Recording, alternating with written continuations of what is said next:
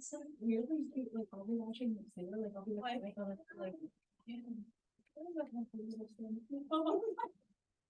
It's like Well, it's 6 o'clock, so I want to get started. It could be that graduate studies is running just a bit behind because I don't see them online. I thought they were going to be here in person. So, Roz, why don't we begin with you talking about the Holocaust and Genocide Studies program? Would you like me to stop sharing my screen? Yeah, you can stop sharing. That's fine. All right. Hi, everyone. Oh, hi, Nathan, Adeline. How are you? So my name is Raz Siegel. Oh, hi, everyone. Hello. I direct the Master of Arts in Holocaust and Genocide Studies at Stockton. And I teach courses in the program and also in the Holocaust and Genocide Studies minor, and sometimes also on modern European history and historical studies. I'll be happy to answer any questions that you have about the MOG program, and I'll give you just a very, very brief overview. I invite you to take a look at the MOG website, where there's information about our curriculum, about our faculty, about the kind of events that we organize, sponsor, and co-sponsor, various other opportunities like study tours that we offer on a fairly regular basis. So in the next 5 minutes, I'll just give you a number of key things that I think are characterize the program or might interest you. And then again, I'd be happy to answer any questions.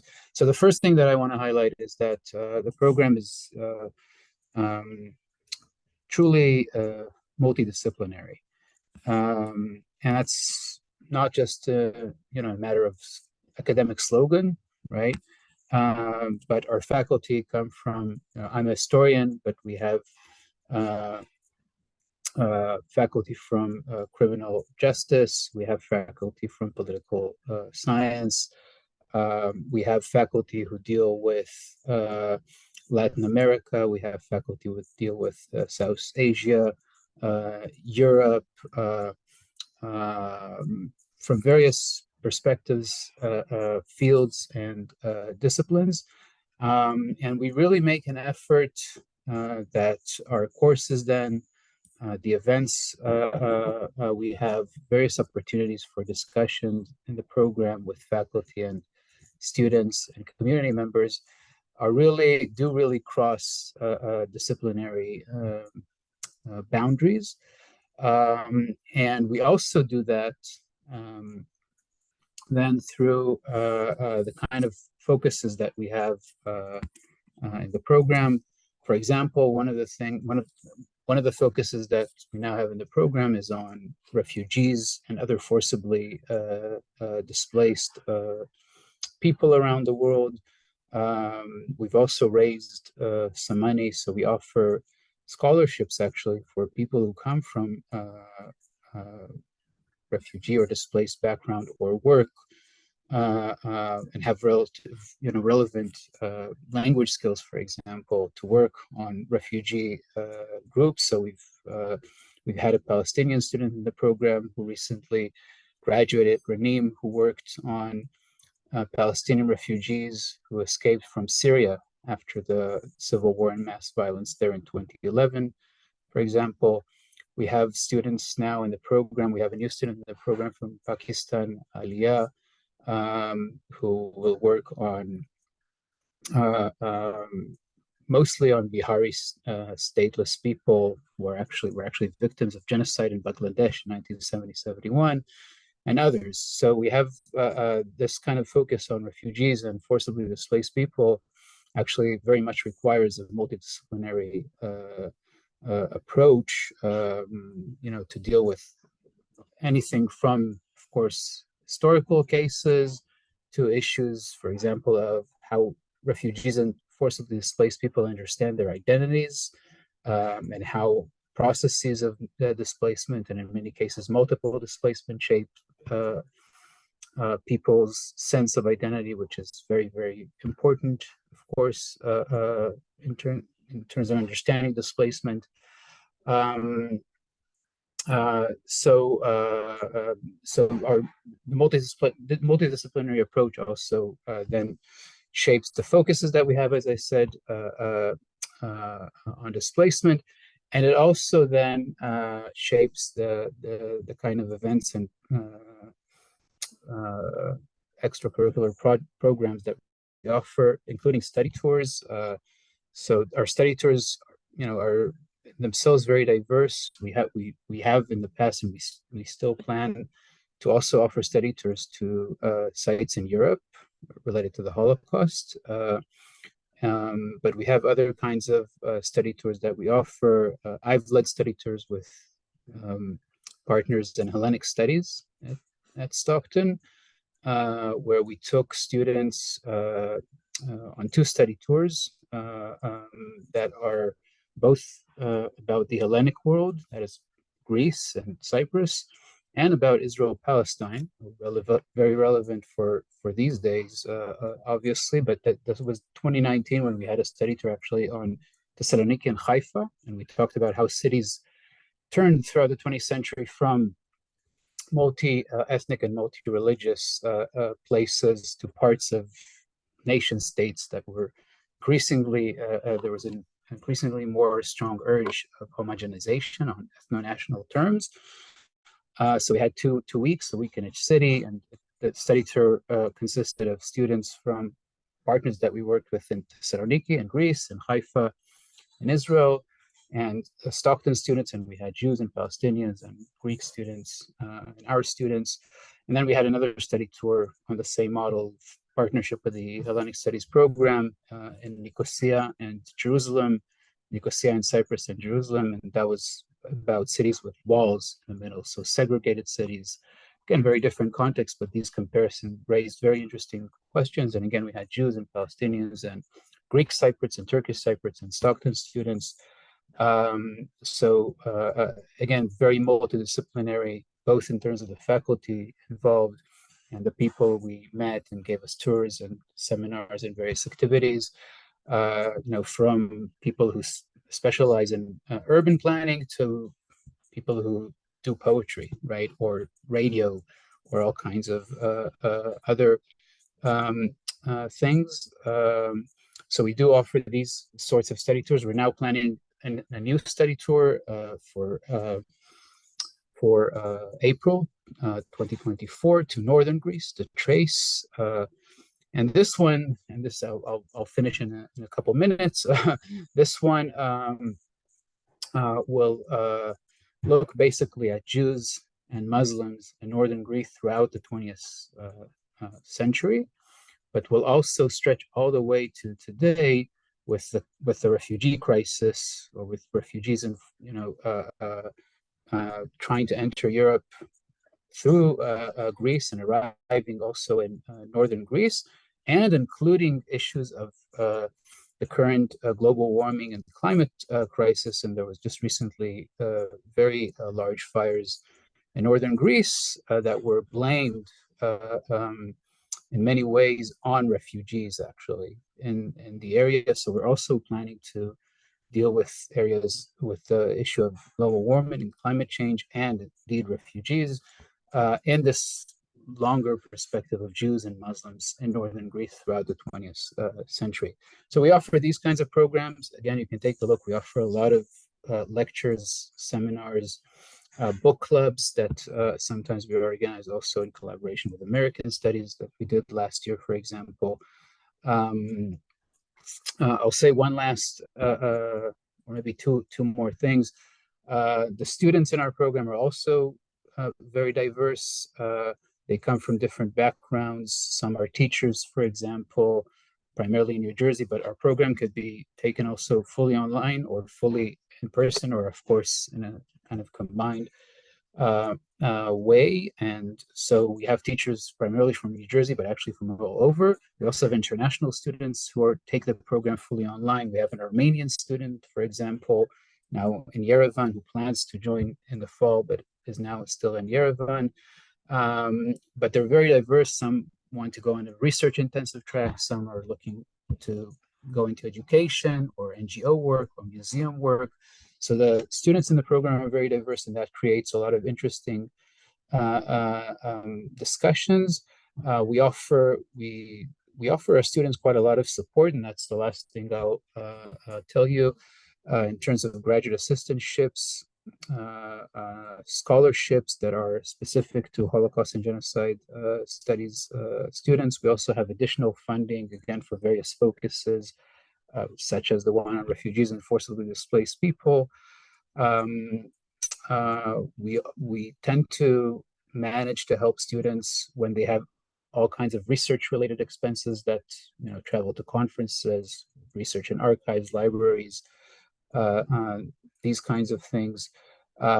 So there's a lot of support that we offer our students in the program as well, also in order to keep attracting a diverse group of students to the program, which is very essential for the kind of discussions and research that we want to support and promote. Again, if you have any questions, you can feel free to write to me. It's ros.siegel@stockton.edu. Go on the MOG website, take a look, and I'm happy to answer any of your questions. Thank you so much.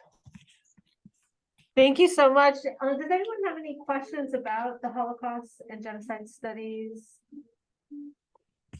program at this point? All right, thank you so much. I will share the email with the students and maybe in the description of the video with your permission. And thank you again for talking with us about the program. Terrific. All right. Have a good evening. Thank you. Bye-bye.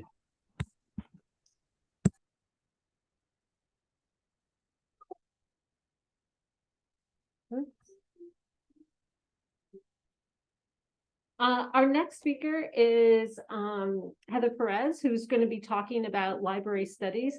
Heather, do you need any visual? I do have a PowerPoint though. Okay, yeah. Okay. Thank you.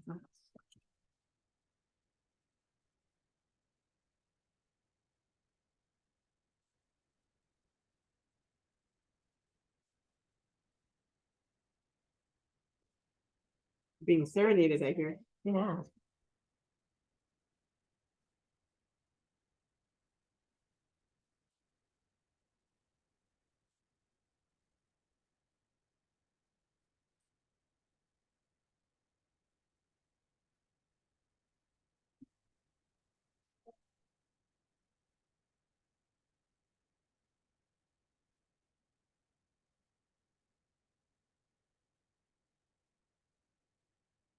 All the security protocols. Oh, didn't make me do it. Wow, didn't make me do the duo. Right. Great. Thank you. And you'll Save need it to- to Zoom, right? Or Share screen, yeah. Okay. Close this up.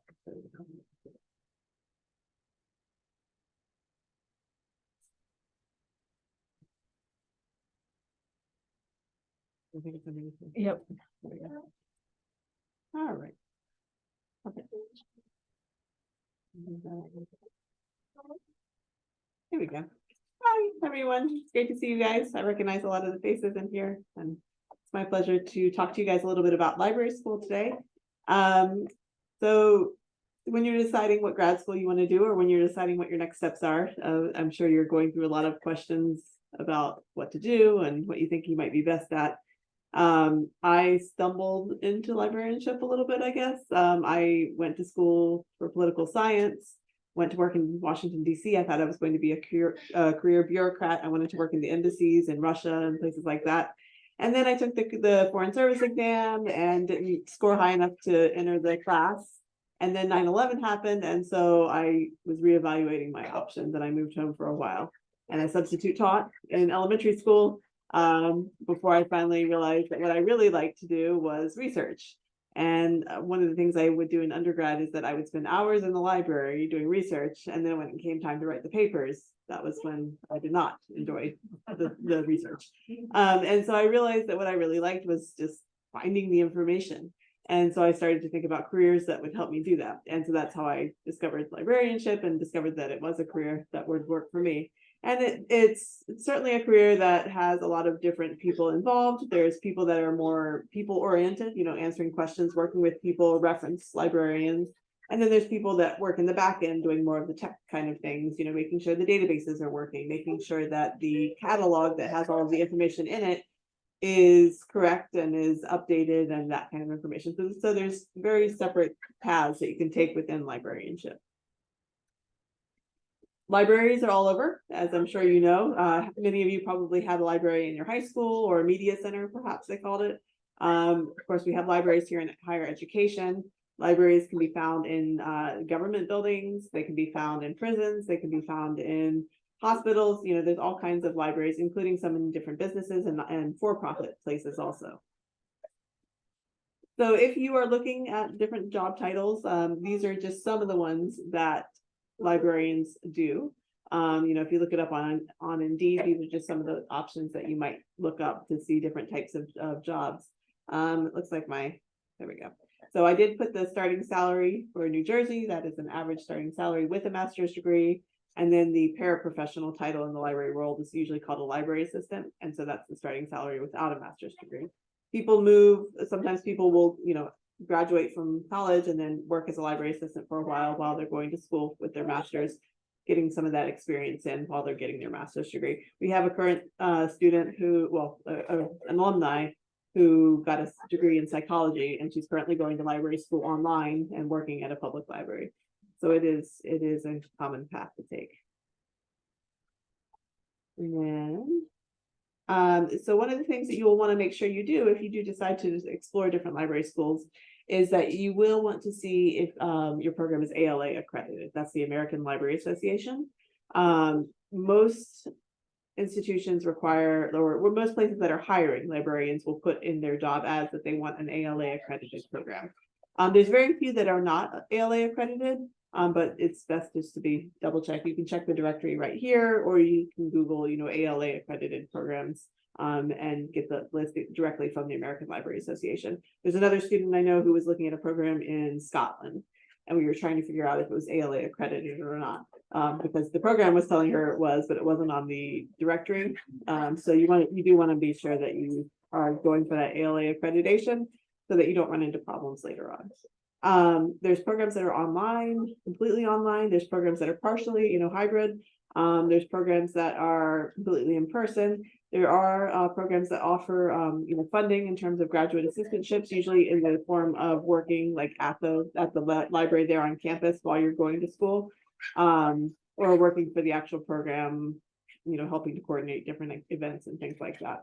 So there are some graduate assistantships available. It just depends on the graduate program. And of course, we don't have one here at Stockton, a graduate program in librarianship.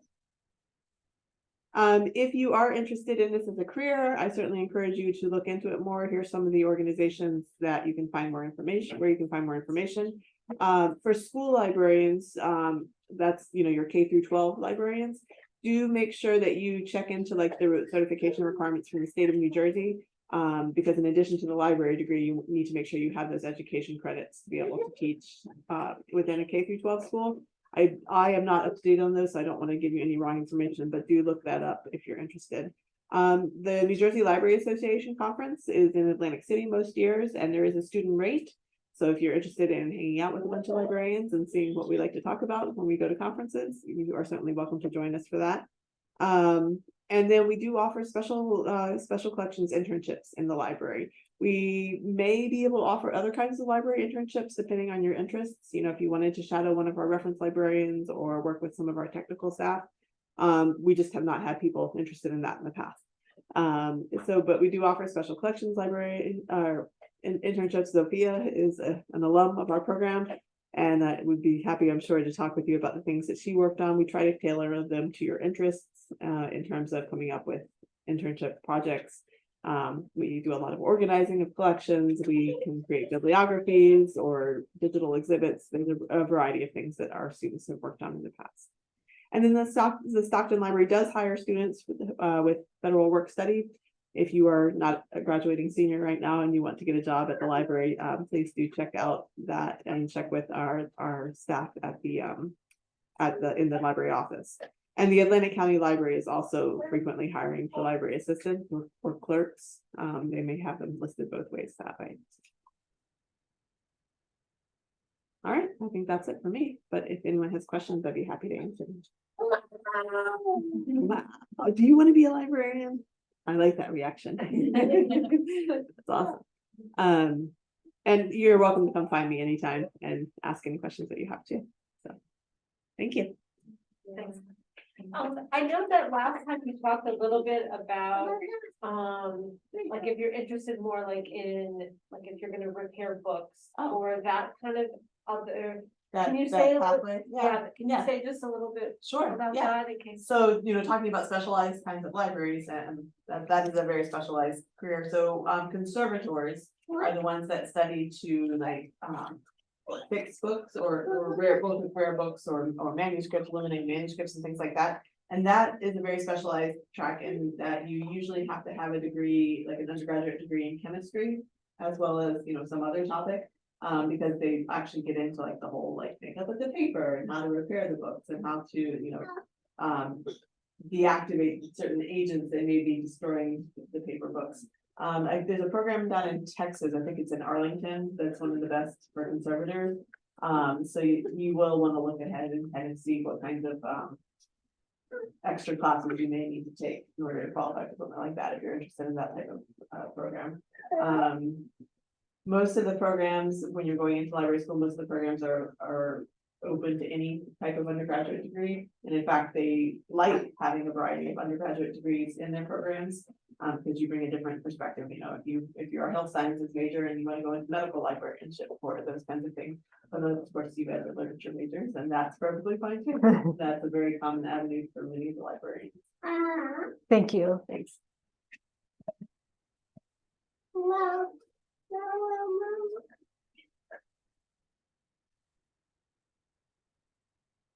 And I just want to point out in the chat that Dr. Holton has posted some information on some area schools that have the library science degrees. Oops, that's not what I want. I know that Professor Long, you need to leave.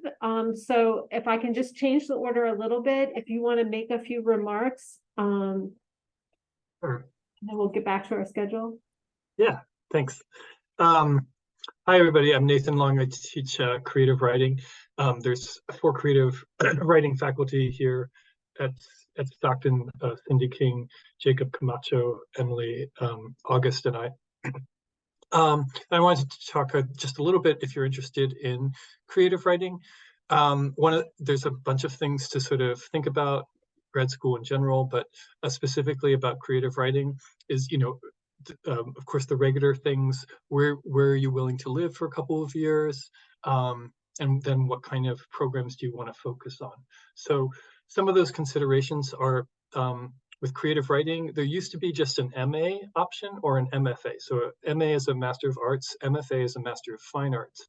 And MA is usually 1 to 2 years, and it's not considered a terminal degree, which means that what you could probably teach at a community college, but it's not a degree that's going to allow you to teach full-time permanently at a regular 4-year or graduate institution. And the MFA is usually 2 or 3 years and usually does allow you to do that. MAs are often not funded. MFAs are often funded, but not always. So another big factor is to consider, if you don't want to pay for your graduate school, who does, there are a number of programs if you're a strong enough student, a strong enough writer to get funding. Sometimes that funding is just outright, but usually it comes with the requirement of some kind of work, right? So the options of work might be working in a tutoring center, TAing, being an assistant to a professor, teaching your own composition class. If you're very lucky, teaching your own creative writing class, being a research assistant, working on a national journal. So all of those things would count as part of your TA-ship. And then in exchange for that, you would get tuition remission, and then usually somewhere between $6,000 and $30,000 a year as a stipend to help you along. One of the things to be thinking about if you are going that route is to see how many of the students does the program fund. Some fund everybody, some fund only just a portion. Some fund everybody for the first year, like Columbia, and then they keep funding the strongest students, which I think is kind of a hard way to go. So that's something also to think about. The other things to think about are, does the program allow you to practice in more than one genre? Some programs are like, if you're a poet, you can only take poetry classes. Other programs are the direct opposite. Like, if you come into this program, you have to concentrate on 2 out of the 4 genres: drama, creative nonfiction, fiction, and poetry. And some in between. You have to focus on one genre, but you can take classes in another genre. So that's something to think about. Another is, if you're interested in teaching down the road, you ideally want to be able to teach creative writing or teach a variety of classes while you're a grad student. So for instance, my program allowed me to teach or take classes. I took playwriting and poetry, but I focused on fiction. I also took a novel workshop, but they didn't, and they let us teach composition, but they didn't offer creative writing classes. So what I did is I talked to a couple of the professors, and I ended up just sort of for free TAing their classes. Excuse me. So I could say that I had, been a part of teaching this class. So then the other thing is, what sort of thesis are you going to end up with? Are you going to take literature classes as well, right? So if you're looking for a job in the creative writing teaching field, most of them are going to be like what Stockton was 5 or 10 years ago, which is a college that maybe has one creative writer. And that means that you're probably not going to just be teaching creative writing. You're probably going to be teaching composition, literature, and creative writing. So you want to, as best as possible, have a wide range of background and experience. If you're more interested in trying to, keep writing full time or work in a journal or publishing, there's some places that offer courses on, on the publishing life, or have internships like that, or you could work with the university's journal themselves. So those are all things to think about. Ultimately, you won't get a creative writing job unless you actually publish as well. So the degree is nice, but you also need to be publishing. Another sort of thing to be thinking about, there's 2 kinds of creative writing programs. There's regular residency programs, just like any other school, and then there's low residency. And that's great if you have a full-time job, if you have a family. And what you do is you meet maybe once or twice a year, usually twice for about a week on campus, wherever the university is. And you have a really big intensive, and you meet your other peers who are writing. But otherwise, you work one-on-one through email with 1 or 2 faculty members, and you're sort of taking your classes kind of online, but you have this kind of one-on-one mentorship with the faculty members. To me, I really liked being immersed in the community of writers, seeing them regularly, going out to the pub and talking about people. Programs that are residency based also usually bring in a number of writers. So through the year, you get to hear people, read. Sometimes you get to go out to dinner with them. So you get exposed to a wide range of contemporary writers from around the country. But I have a number of friends who have done low residency who really, really appreciate the value. You have this very intense one-on-one relationship. Oftentimes what you do is you send like 20 or 30 pages to the faculty member, and then they give you, detailed feedback, and maybe you have a Zoom meeting or something like that. And then you meet them once or twice a year, and you work with different faculty throughout your time there. So that's a possibility if you really are wedded to a place, but don't like the programs that are really close to that place. You can also be thinking about it like, wow, this is a really cool idea. I've never been out west. Maybe I'll apply to programs in the West Coast or something like that. Do be careful of programs that are mostly there to make money off of you. So there should be scholarship opportunities. And know that they can be very competitive. So you want to apply to a range of programs that you're going to be happy with. And like myself, I actually applied 3 times before I got into one. And it was actually a good experience because I, applied right out of undergrad. And I don't think I was really ready for it. And I just got a chance to write for a number of years on my own. And that made me more prepared. Lastly, I'll just say that because there are so many MFA programs that are opening up, there are a lot of MFAs out there, that is, people with MFAs. And so if you are interested in teaching, one of the edges you can have is either getting now a PhD in creative writing. And that usually involves knowing a couple of languages, doing both a creative thesis and a scholarly thesis. So that might be something of interest to some of you and not to others. It's going to be more like a 5 to 7 year program. You get a lot of time to write, and you're kind of much more immersed in a wide range of topics than if you only do a 2 or 3 year program. There are far fewer of these programs, maybe 15 or 20 in the country, whereas there's probably about 300 or 400 MFA programs. I'd be glad to answer questions and also talk with you or email you or email with you or Zoom later. Unfortunately, I can't stay too long, but I can stay another 10 minutes or so if people have a few questions they want to ask, unless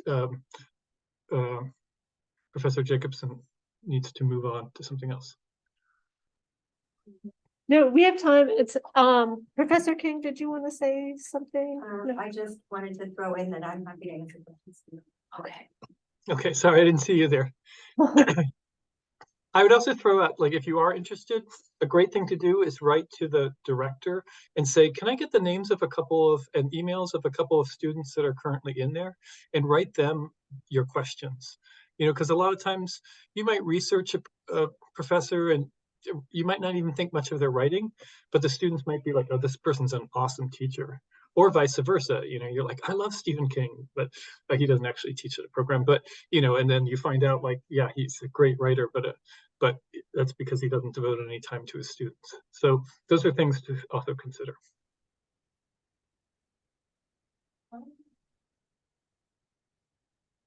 I'm kind of formulating.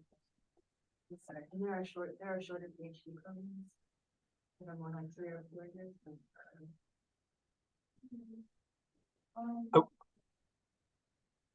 I would say, never mind, I forgot it. Never mind. It was there, but it is. It was 6. I'm sorry. No worries. And well, Dr. King's here, and if you think of it, and Nathan Professor Long has had to leave, we can either get you in touch with him, or maybe one of us can answer your question too. Alexa, I hate to delay you one more time, but I see that Tara Williams is here, and so hi. If you would like to give the overview of graduate studies, we would appreciate that. Sure. Good evening, everyone. I apologize for my tardiness. I was having some Wi-Fi connection issues at my house. My name is Tara Williams. I'm the Director of Graduate Admissions at Stockton University, and I want to thank you for asking me to join this information session tonight to talk about graduate programs at Stockton, specifically our American Studies program. At Stockton, we have 19, soon to be 20 graduate programs, and each one is different as far as level of study, admissions criteria, the application process, deadlines, and such. So really, depending on what program you're looking at, you may be looking at either a spring or a fall start, or even a summer start in some of our programs. I want to specifically talk about our American Studies program because that closely aligns with the theme of this evening. So we have a Master of Arts in American Studies program at Stockton. That program specifically has a spring and a fall entry term. So we are accepting applications right now for spring 24, as well as fall 24. And if you're a Stockton student with a qualifying GPA of a 3.25, your application is actually more streamlined, and we call that direct entry.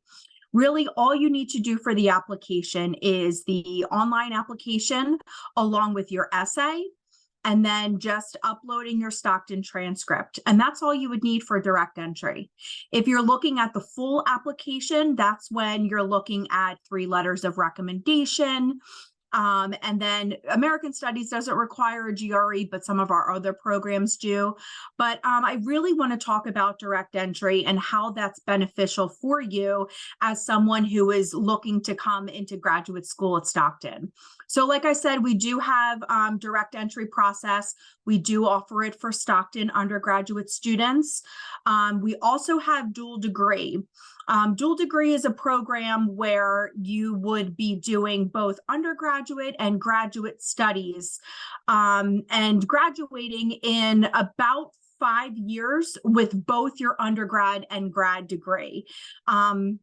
Obviously, the biggest benefit for dual degree is you earn 2 degrees in a consolidated period of time. So not only are you saving yourself about a year and a half of learning, but also you're saving yourself on tuition as well. Because what happens is your 4th year, which is typically your senior year, you're going to be half undergrad and half grad. And then you graduate with the rest of your classmates at the end of your 4th year. And then you come back for your 5th year for grad, and then you get to graduate again with your master's. So dual degree is beneficial if you're someone who knows you want to go for a master's degree, you know you want to do American Studies, and there are many majors now that qualify for dual degree into our American Studies program. The list of those is on the website, but we're adding more majors as each semester goes on. So if you don't find your particular major right now, we may be adding it in the future, but of course it's going to be more of your majors that are in the humanities. So, I know we just added Africana Studies this year, which is fantastic. In the past, it was really, just focusing on your history and your lit majors. Now we're really starting to expand the number of majors that qualify for dual degree. Because, with humanities, there's so many great majors that you can align that program to. So each semester, like I said, we seem to be adding different majors. For the full listing of majors, please go to our website. But just like direct entry, to get into grad school with dual degree, you would just be doing that direct entry application. And then for those who are seniors or juniors, and you may be a little bit too late for dual degree, but you still have a qualifying GPA of a 3.25, then you would qualify for, like I talked about before, our direct entry program. And then with that is a streamlined version of the application. You don't have to pay the $50 fee. You don't have to get letters of recommendation. It is a streamlined application system. A lot of the extra materials that you need, a lot of the extra questions that are on the application, you would be waived out of because you're coming from Stockton and we have all of that stuff already. So it's a streamlined version of the application. I can't guarantee admission, but it is called direct entry for a reason. So if you're interested in that program, if you have the qualifying GPA, I do encourage you to seek out the direct entry application. American Studies program, like I said, we have 2 entry terms, both in the fall as well as this spring. If you're someone who is sitting there and you're like, oh, I'm not really sure, I'm kind of on the fence about grad school, we do offer non-matriculated courses as well. What non-matriculated courses are is you're kind of just getting your feet wet. Maybe you just want to start with a class or two before fully committing to grad school. Our American Studies program, along with many other programs, Holocaust and Genocide Studies, instructional technology, our environmental programs, our education programs, they all offer the opportunity to take up to 2 classes non-matriculated. And then after that, you can then apply for grad school to be matriculated. And those classes that you already took, they get to be counted as part of your overall curriculum.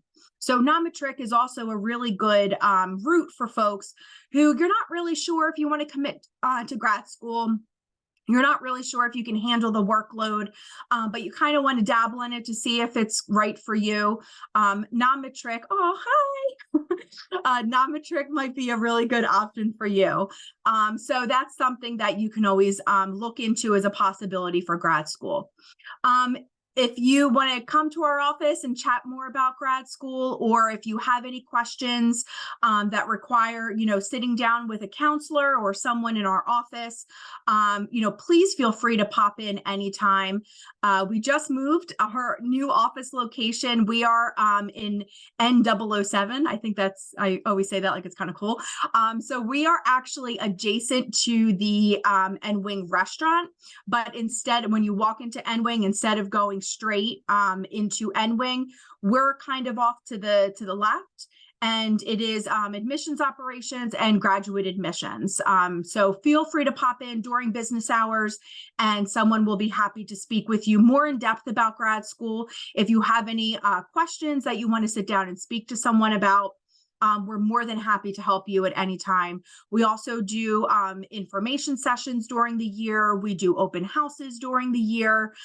So if you're, interested in another type of program, or, want to jump in on another information session, we do plenty of events throughout the year that we would be happy to invite you to. Thank you so much, Tara. Does anyone have any? My pleasure. Yeah, does anyone have any questions for grad studies? I know one thing, and I could have missed it. There's like a limit on how long you're eligible for direct entry. Is that right? That's actually a great point. Yes. So for direct entry, 1 year post-graduation. So if you're graduating and, you're like, oh, I need some time to think about it, that's okay. If you are let's say you're a May graduate and, instead of applying for the fall, you would be able to wait until the spring to apply, even the following fall. So you do have 2 more opportunities to apply for direct entry, but we usually say, up to a year.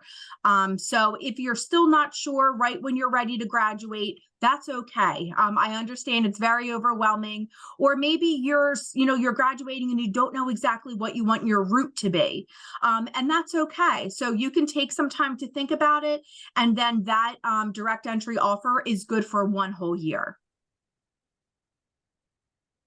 So with the non-matriculated courses, can that be like the same for them? Like, is there a limit to when you can apply for the non-matriculated courses, or would you have to apply the next term, after you graduate?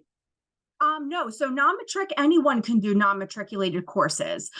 There's folks even who apply to be, and I shouldn't use the word apply. You're more or less like filling out a form to be a non-matriculated student. We have people in their 50s, 60s who are those lifelong learners that are like, let me just take a grad class, and they decide to do non-matriculated. Also, non-matric is good for those folks who know they want to do a grad program, but they maybe don't have the prerequisites. For example, let's take MBA, so our Master in Business Administration program, or our physical, Doctor in Physical Therapy program. Those folks who may not have met the prerequisite courses, they can always do a course or 2 non-matric, and then those would count as prereqs. So there's many reasons why people do non-matric courses. Those who are applying but don't have the qualifying GPA, in order to boost their GPA, they could always go back and retake a couple courses. that's another another scenario for non-matric, but that's not a deadline situation. You would be able to do non-matric at any point. Okay. And I'm going to, in the chat, I'm going to put the grad admissions website as well as my direct email. So if you leave here and you think of any questions, feel free to send me an email. I think most graduate programs too have a limited number of classes they allow you to transfer in. And usually non-matric classes you take as a non-matriculated student sometimes count as transfer classes. So that's another thing to consider. You can't be a non-matric graduate student forever and expect those courses to build towards your degree. Yeah, it's 2 courses typically for non-matric, and then you would have to matriculate. Any other questions for Tara? Thank you so much for joining us this evening. You're welcome to hang out. Of course. Thank you so much for having me. Always my pleasure to talk about grad school. And this leads great into Alexa Nova, who's a graduate student in the American Studies program.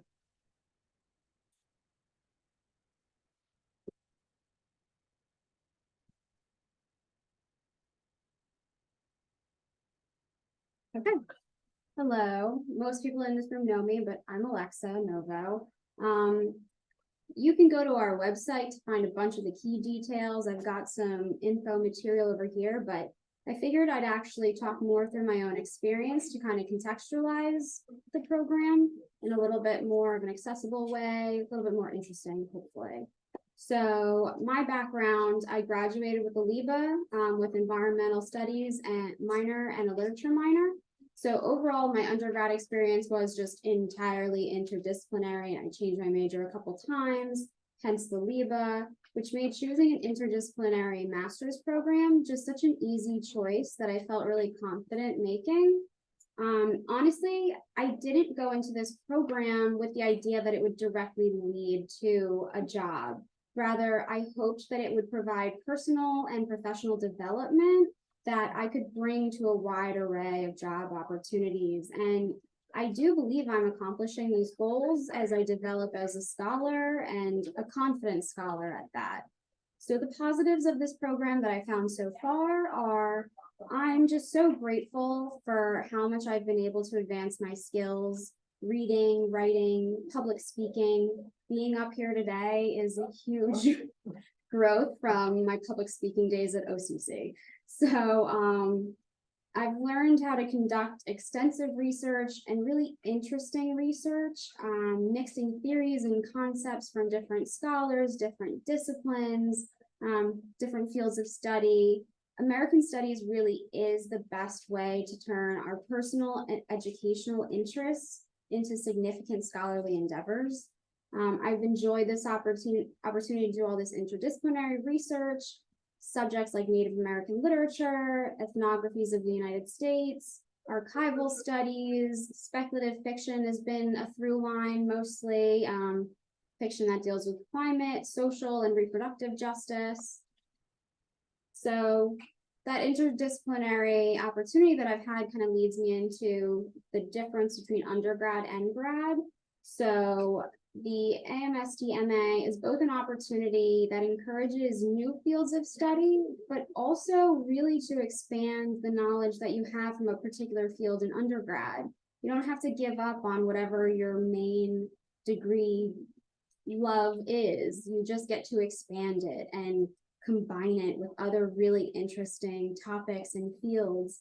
So I've personally, my lit background has been a through line through my entire grad experience. I've been able to bring literature and literary studies into almost every course I've taken. But literature with a greater context of the U.S., both local and global, since we do study the U.S. and America as a transnational entity. So much so that I plan on doing a thesis actually that revolves around speculative fiction and also ties into archival studies, which I learned about in my research and methods class. So I really think that going for the thesis shows one of the other biggest things that I've noticed learning from this program is that there's a change in attitude, expectations of yourself, and the habits that you need to form or change in order to be as successful in this program. And I found a lot of success through these adaptations and this different growth mindset, being at a different level in academia. There's a greater responsibility for not only managing a more substantial workload, reading, difficult reading, writing, difficult writing, but the responsibility that comes with accountable for this new educational undertaking really isn't a decision that you should take lightly, but if you do, be prepared to be pushed further than you were in undergrad, but I promise it's so rewarding. So another thing that feels different than undergrad is that we're going through this advanced degree with a diverse yet like-minded community of scholars. My friends, because they are my friends now, my peers, they come from anthropology, also literature, political science, history, digital studies, like all across the board, yet we're here together, supporting each other, having interesting scholarly conversations, and, just creating a scholarly academic community. And on top of just the peers, the professors and the faculty, ones that we've built relationships with in our undergrad, we get to continue in grad, meet new professors. They open doors to different disciplines that mesh with what we're already doing and really just enhance our overall identity as scholars, which is what I really have taken away from this program, is that I am an American Studies scholar and I'm proud of the work I've done. And ultimately, the Master's in American Studies is just so creative and it can open so many research opportunities and career trajectories. So if anyone has any questions for me, I would love to talk more about my experience. If you want to know exactly the courses I've taken and what I've done in those courses, I'd be so excited to tell you. So I'll leave it at that for now. Thank you, Alexa. How about the money aspect? The money aspect is there are better ways to go about it than I did. I am utilizing the graduate assistantship for next semester, which I should have done from the very start. But like I said, this is very much a personal endeavor for me. I was willing to take on the financial responsibility because I knew that I would feel better with this degree and I would feel better about my future career opportunities, whatever they may be. I have ideas, I'm not completely lost, but so I knew it is a financial undertaking and that is a huge, component that you have to consider. There are different ways to fund it, but at least in my experience, it's a burden I've taken and I will deal with because it matters to me and I find it worth it. Thank you. Any questions for Alexa?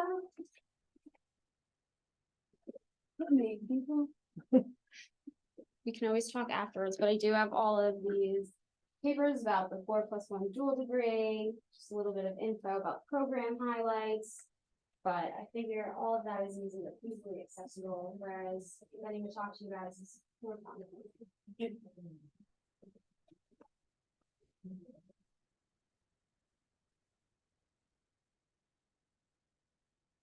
So our last item on the agenda is to focus on these three options that literature students tend to have. Whether it's an MA, that's an English degree, or an MA that's focused on creative writing, MFA, creative writing, or a PhD program, which could be either focused in creative writing or British American comparative literature. And we have faculty both in Zoom as well as in the classroom who represent, I think, all of these variations or have experience with all of these variations. And I'll just say too, Alexa, that I paid for my master's degree initially. Going back, I wouldn't have done that again. I would have waited a year, I think. And but it was possible for me to do it, so I did it. And then I, got in, and then when it came to the PhD program, I only considered offers that included full funding with a stipend. Next. So I'll just say, like, that's also a part of my, experience in terms of how my graduate path developed. But so I don't know if Professor King or Professor Kinsella, if you want to say a little bit about your graduate pathways, and then maybe I think we still have a couple of lit faculty too on Zoom who might want to just sort of share. I was just gonna say that young child running up and down the hall screaming in no way made me think of graduate school. It was a pretty enjoyable occasion. It was a lot of hard work, like Alexa's saying, though. I mean, you get to really dig in and do more intellectual labor. It's a lovely thing. Where did you do your graduate work? It was at the University of Pennsylvania in Philadelphia, and they kept us poor enough so that we didn't starve, but we really couldn't do anything in Philadelphia of note other than read books in the library, which I think was the plan. Yeah. I feel like, everybody's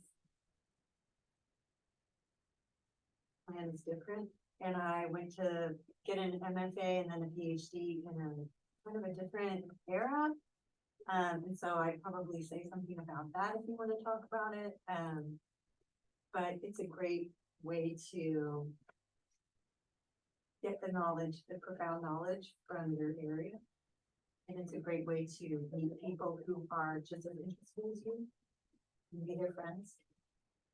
And to start a professional life, I think.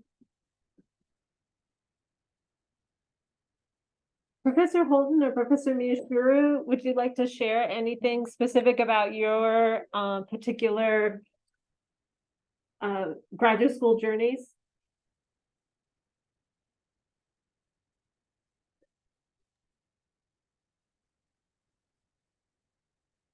Hi, everyone.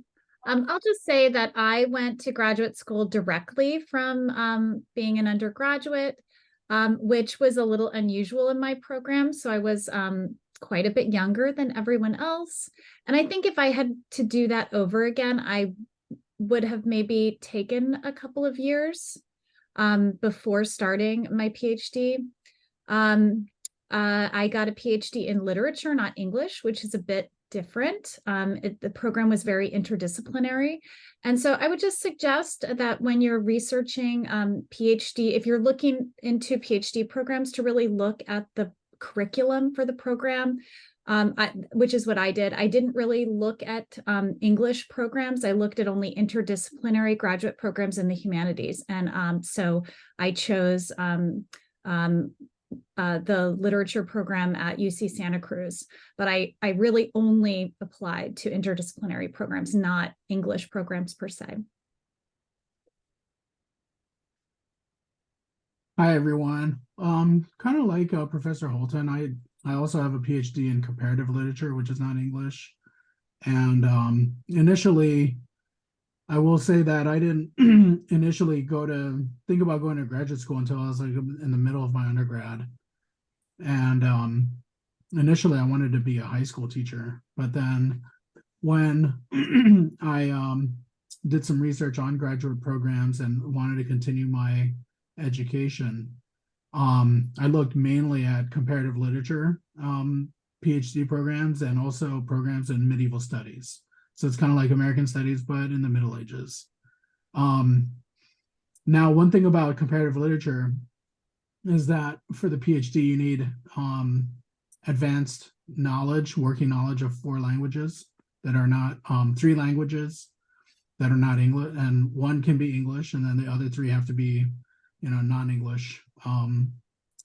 So if you are looking at even English PhD programs require at least sometimes like 1 or 2 years of a foreign language.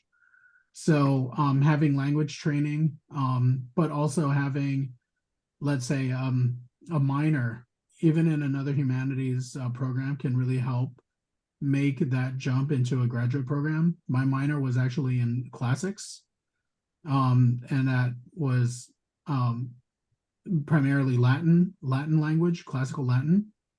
So the medieval studies comparative literature program, I could slot right in. I already had like 3 years of French and I had 4 years of Latin.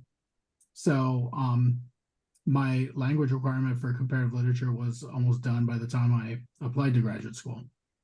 So think about the requirements for the graduate program like early on. Think about what the strengths are in the department that you apply to. Look at the faculty that are working in that area, in the area that you're of interest. So nowadays, in a lot of PhD programs in the traditional literary studies fields, they really want you to already have an idea of what period, what genres you want to work in. So if you are interested in, let's say, 19th century Victorian novels, you know, to have it narrowed down at least in terms of your period and your what you want to study. So that's one thing you should be thinking about if you're thinking about graduate school. Go ahead, Tom. Thinking about what Adam's saying, I agree. They'll want you to focus. In my own experience, though, keep your eyes and your mind open. I went into Penn thinking I was going to be planning on studying the 18th century English literature, James Boswell, Sam Johnson, and I did do that. But a semester or two in, one of my friends, Alexa, that I got to know in the program, said, "You really like special collections, the rare books, you should work there." Until I thought, well, I'll go up and talk to him. And I spent about 5 years in rare books at Penn. And while I had world-class scholars teaching me in English, without any question, the people that had the greatest effect on me and talking to most of the librarians, they were dying. It was really a great thing. And I came out the other end knowing what I know of the 18th century, but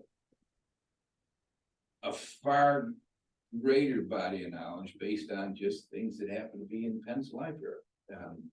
And you know, you don't know where you might land and what they might have to offer you. So keep your eyes and your ears open when you get there. Oh, that's just to piggyback off what Tom was saying, that's definitely something to think about. It's like when you apply, though, you can't you do have, if you're going to apply to a PhD program now, you do have to state what your specialization. Does that mean you necessarily have to keep with that specialization? That's not necessarily the case, but they want to see that you have some kind of an idea about the trajectory of your scholarly pursuit. Many of my friends actually came in as early modern specialists studying Shakespeare. Some of them went into medieval, and then others went into the more modern. They went into 19th or 20th century. So you can change in graduate school. You can shift your focus, but you don't want to appear unfocused when you are writing your application. That's the thing. It is not necessarily like, you know, deceiving the admissions committee, but the admissions committee is looking to see how well you understand the fields that you are trying to get into. As they try to slot you in to their cohort, because like when they choose their cohort, they're also looking at which faculty members can take on new graduate students.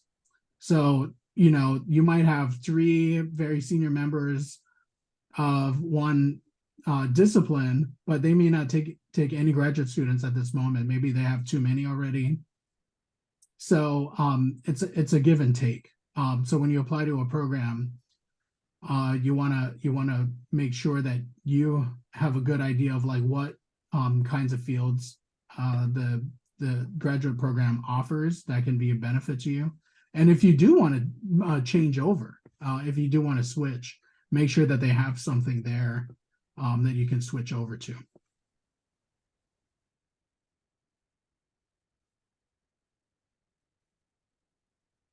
Do you all have questions that, about graduate programs? And keep it in mind that our personal experience is mostly related to programs related to English language, library, studies, creative writing. But, you know, in higher education, if you're interested in jobs in higher education, there are other degree paths. So if you wanted to work in the student services side, or some of them require or at least encourage, if you want to be dean of students, you do need an advanced degree at most institutions nowadays, not just an undergraduate degree. And sometimes it's in higher education administration. They have advanced degrees now in that field. To work in academic advising, I think your colleagues have a range of different types of degrees. Yeah. Some just a master's degree, others have their ED, I guess. I know the director, I think, is going for his PhD right now. So all over the place, really. Yeah, and I think that PhD might be in academic advising. Yes, yeah. Yeah. So in some ways it's kind of, you know, maybe it's just higher education reproducing itself. Assuring itself it has some business. But there are other career paths beyond teaching within higher education, and some jobs that you would be able to apply to with an undergraduate degree as well, whether at Stockton or Rowan or community college. But make the connections, make connections with your peers, make connections with your professors, that you need those long lasting relationships you'll find that you have. They're always good for references, but they're always good for advice. Just send a quick email. Yeah, your career can really take whatever shape you want it to, you know, with certain requirements, but keep yourself open and constantly evolve to whatever career path you think fits. Are there any talking points that are up here that you have questions about? These are some of the things, like broadly, why go or why not go to graduate school. Part of it, I think, as Professor Long pointed out, it has to do with the current job market and what you are expecting from that particular degree. You get a degree in accounting, right? The idea is you're going to pass your accounting exam, you'll be a certified accountant, and you'll work in the accounting field. In all of these fields, and particularly even in a PhD in the humanities, they're looking at alternative careers outside of higher education simply because the jobs the graduates are still outpacing the number of jobs available. That means there's more PhDs in fields like English and history, and there aren't as many jobs. It's very competitive. So graduate school has also become more competitive because they've shrunk the number of students that they're accepting into their program. And so why or why not go to graduate school may be sort of like what you expect to do with that particular degree. So have a plan B is always a good, or C and D and E. I'll go to add Professor Holton's point. She waited a few years before she didn't wait a few years. She said she wished she might have perhaps. Nathan said he had. I went straight through like Addie did, and arguably had a little bit of a slump in the middle when I was watching all my good friends get jobs and get married and have babies, and I'm sitting there in the library. The opposite side of that were the people that were in my cohort who had been lawyers and professionals. There was one nun coming back because her convent always needed to have a PhD and one had died, so she was the next. They were killers. They pushed me out of the way to get to the library so that they could work hard. They did not have a slump. They knew what the world was like out there, and they wanted to be, studying for their PhD. And that was really interesting to watch that and think about that. If a couple of years, if I'd taken a couple of years off, maybe I would have been a killer too. So nothing wrong with taking a couple of years off and still thinking you might go back. Yeah. I wanna ask, how was each of your, like, or your experiences, like, with just writing a personal statement? I find it very difficult, writing about myself, it's so hard. I'm sure you mind if you want an example, because I felt like I didn't have guidelines for it either, but I just went full send, talked about myself, what I wanted in the program. I think I had my people that were giving my recommendation letters, they did read it, so you do have other eyes on it, but just put stuff on paper, put your heart on it. Like, I know, like, I've watched so many videos, I'm like, how, like, they want it structured and stuff, it's just the fact of, like, actually thinking or centering it around a certain, like, I guess maybe moment in your life or theme, and then talking about that and expounding on it. It's fun. You talked like so that you have such an interesting trajectory that you want with your creative poetry, and also like bringing in these other concepts and ideas and studies. So it's easy to talk about that. That's so cool that you just are trying to build something. Thank you. Other advice about writing personal statements?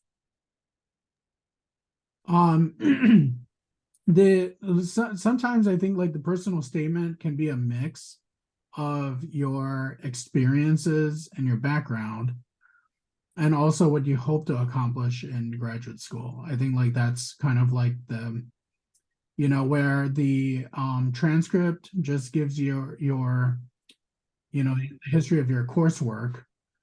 You don't necessarily need to go into that, but the personal statement can actually show the admissions committee what your outlook is, what you, not just what you hope to study, but also the way you want to study it, you know. So for example, you want to kind of like match up, like, well, I'm interested in this field, I've taken this many courses in it, and I've written this paper, and I've done this related to it, and that's why I want to continue on, you know, into studying this with, you know, professors X, Y, and Z in your department. So it's okay in the personal statement to personalize it towards the graduate program you're applying to. I think that would be a good thing to show that you have a familiarity with their program, that you know who, what faculty are working in the field that you want to join. The one thing that just like when you when you're in a job, any kind of job, you know, the worst thing is to have to retrain someone in a job. You know what I mean? Like you want to hire somebody that already kind of can work the cash register. You know what I'm saying? Like, so I remember being a cashier and having no experience in being a cashier, and then I have to get retrained in it. So a lot of times, like, jobs will tell you, like, they don't want to have somebody that they have to necessarily retrain. They want to have somebody that they can just like slot in, that, you know, they don't have to do too much to get you acclimated. So the more you can show that you have an ability to understand the context that you're coming into, that'll make them feel more confident in your application. So, you know, you're parlaying your history as an undergraduate, or even in a master's program, into a PhD program, by talking about how you have gained the skills that you have and how you want to expand on them in your PhD program. So I think that, you know, you don't have to like just focus. It says personal statement, but it's really not about your personality or anything like that. It's really about showing what you can bring into their PhD program. You know, what are you adding into their PhD program that is unique, you know? So that's a way for you have the most control over the personal statement. So that's a way that you can show that you would make a good fit or a good addition to the cohort that they're bringing in. I would say that if you want to write a personal statement for an MFA or a PhD in creative writing, I'm happy to look at it. I think he's, you know, I can be the most good that way, but I totally agree with what Adam is saying. And you want to sound distinctive, knowing that, you know, you're going to show some part of yourself, but it's really not about, you know, your personality or whatever. If you can take your name out of it and put someone else's name in, and it's totally fine, then you might have a problem. You know, you need to be pretty specific to you. It can also be a place, let's say there's a gap in your transcript, or you had a semester or more, or maybe your first year was, you weren't getting A+ in every class. It can also be a way for you to give some context for that. Maybe it was your senior year, you know, like wherever that maybe some of those little blips appear, that can be, you can use your personal statement to say, you know, okay, I don't have a 4.0 GPA, but this is, you know, this is who I am, and this is what will make me, you know, a valuable member of your program.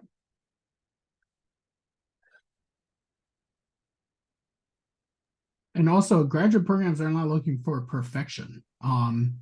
They, like, you know, you go through a lot of, you know, as Professor Kinsella was saying, you go through like slumps, things get hard. In a PhD program, you know, if you combine like an MA and PhD program, you're looking like 5-6 years. You're going to be taking courses for some of them, and then you're going to be writing your dissertation alone, and that can feel sometimes very isolating. Hopefully, I mean, my department was really good in terms of like providing things for us to attend to break us out of our dissertation writing like isolation. So you always want to find those kinds of things, but like PhD programs are kind of long. It feels like endless when you're in the middle of it. So what the graduate program, what the graduate admissions committee is looking at is like to see how, you know, how well you deal with challenges, right? Do you fold immediately, like the moment something gets hard, or like, and then that's where your personal statement can address like maybe a kind of a hardship or something you have to overcome in order to complete your degree.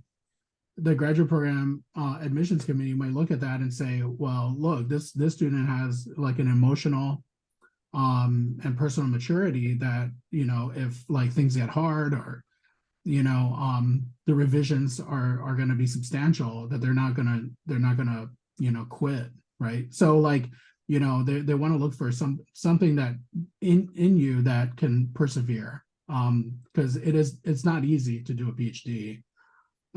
If it were, everybody would have one, but like, so there's difficulties, especially midway through.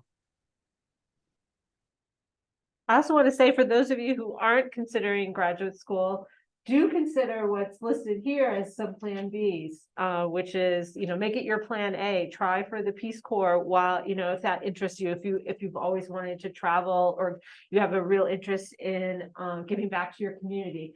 If traveling internationally maybe is not high on your bucket list, then maybe Teach for America or AmeriCorps are possibilities. Fulbright, I'm currently a reader for some of the student applications. It is competitive, but it's also, you are all competitive in the skill set that you have as literature majors to do what's usually teaching English in a foreign country, and it's all age ranges. So if you have the secondary ed background, if you have ESL background, if you have tutoring background, look at all the different countries you could possibly be a teaching assistant and teach English. And you know, it's virtually all over the globe for the Fulbright.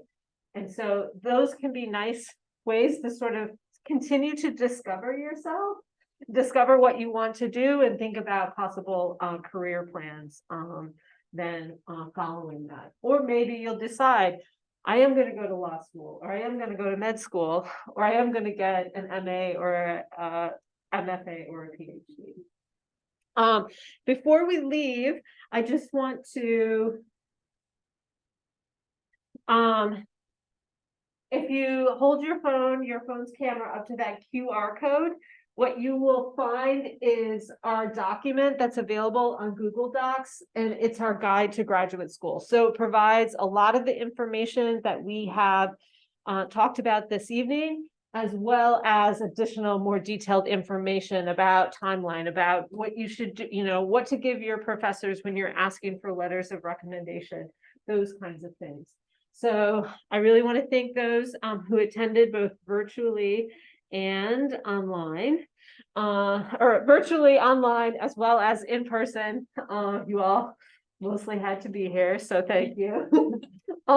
Any last minute questions, comments? All right, thank you so much. Thanks, Adam. Hi, Dr. Miyashiro. Thank you. Thank you, everyone. Yeah.